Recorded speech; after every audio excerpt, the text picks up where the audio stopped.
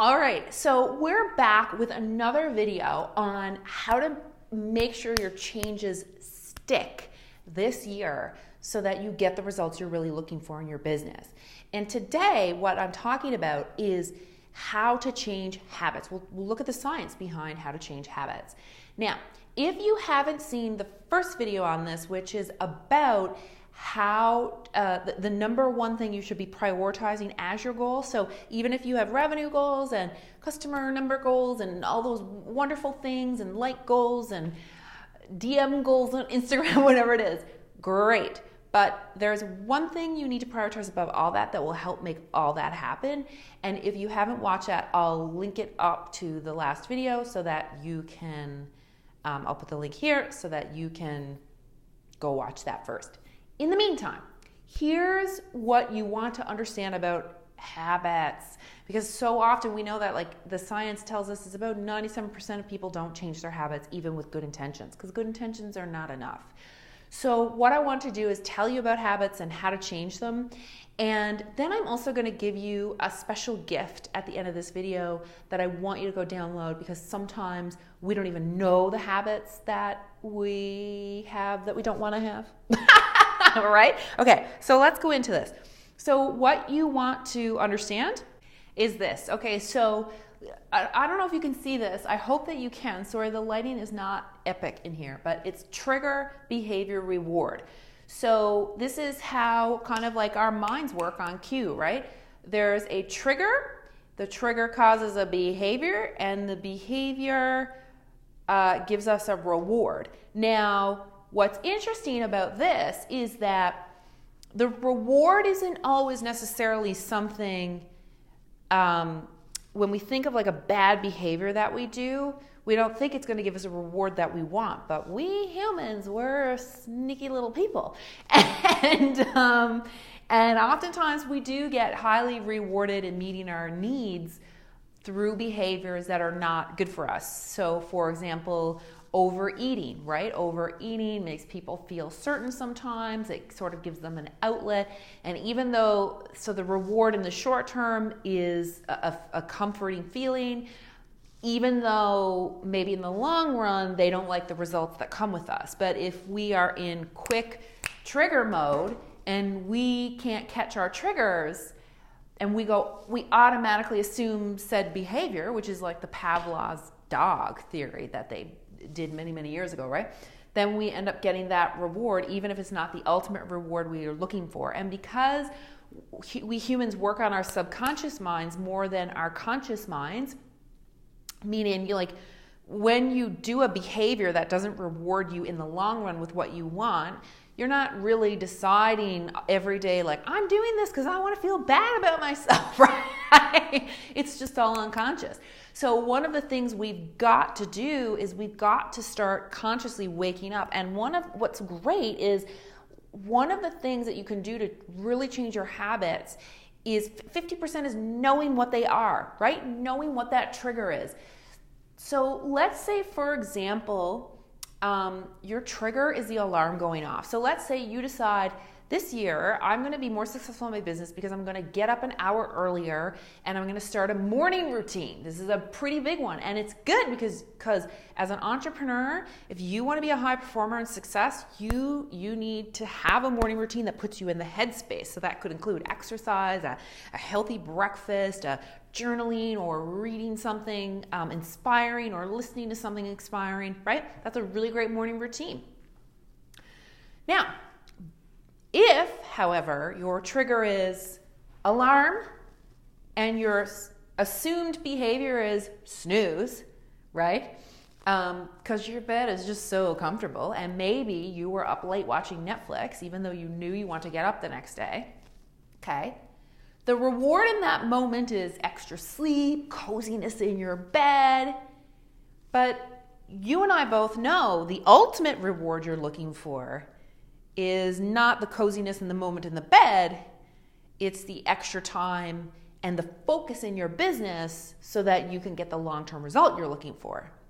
So then this is how we start changing habits. When the trigger comes in the future, we'll start with that immediate example.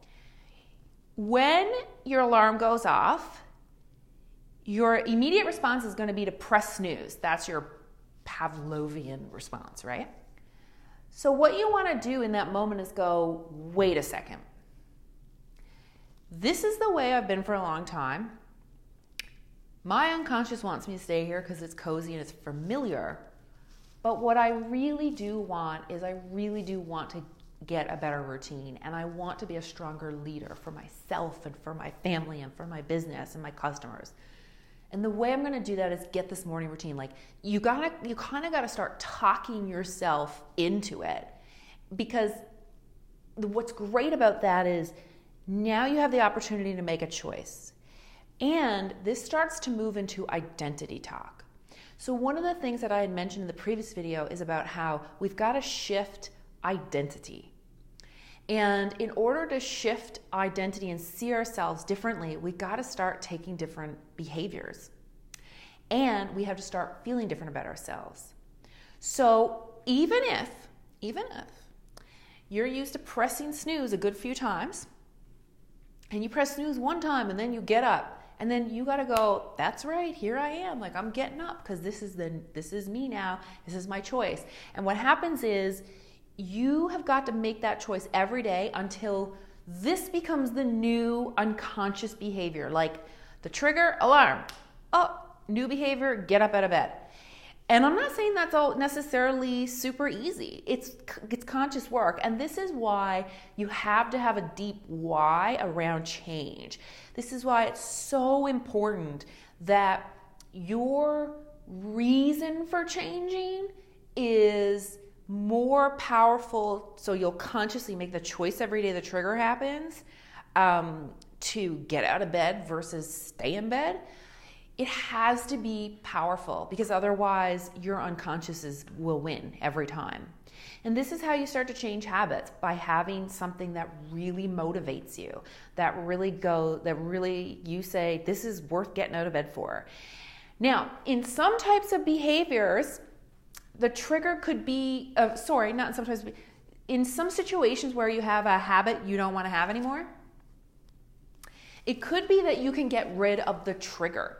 So let's say, for example, as an entrepreneur, there are certain people in your social media feed that trigger you, that make you feel crappy for whatever reason.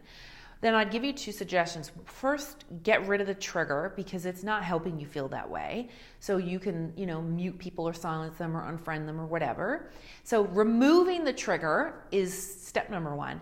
Now, in the case of that particular one, I would encourage you to do some inner work and journaling around why does that person trigger you, because you likely have a good lesson to learn. But what I really want to point out is sometimes our triggers need to stay, like maybe it's the alarm. Or two, sometimes you can just remove the trigger, so that it's kind of like if you wanted to eat healthier, don't bring junk into your house, right? Or if you really love chips but you want to eat less chips, buy a small bag instead of a big bag, right? So small things like that, removing the trigger can be helpful. Or you have to redefine the behavior when the trigger shows up, and therefore change the reward system. So let's keep using the main example we've been using. So before, your reward was like extra cozy time in bed, but likely this caused guilt and shame, because you're like, but I really should have been up earlier. I wanted to get this done, right? So now the deliberate act of knowing, no, this is who I want to be in the world, and I'm gonna, even though it's hard to get up right now, I'm going to get up because my why is more important to me.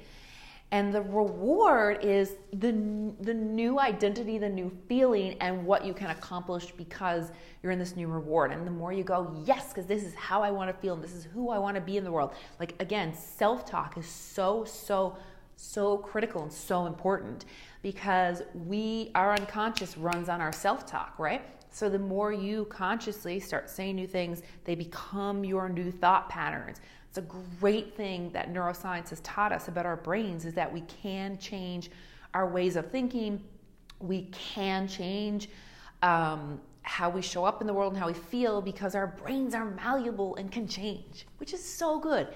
But the step is that you have got to take responsibility for yourself. And in those beginning stages when change is hard, you've got to let your why be strong enough to go, okay, no, I'm getting out of bed, right? Okay, so that's it for this. So what I'd love for you to do is let me know what is a new habit that you want to install this year. And the other thing, by the way, for changing habits, one of the best things you can do is do one at a time. Just one for like 30 days.